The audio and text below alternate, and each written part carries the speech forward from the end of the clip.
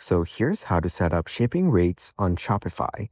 But before we start, if you want to try out Shopify for free, click on my link down in the description.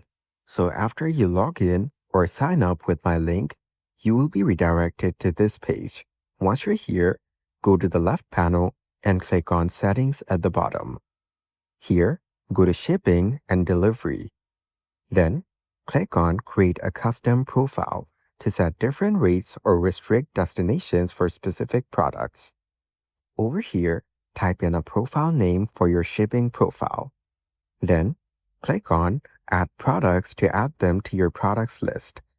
You can also change or edit shop location and more in the Fulfillment Location section. After that, click on Add Shipping Zone below it. Select the country and region and then click on Done. Then, click on Add Rate.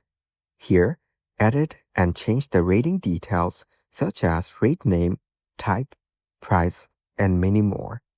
Once you're done, click on Done below. Now, click on Save at the bottom. And that's it. You can now easily set up shipping rates on Shopify.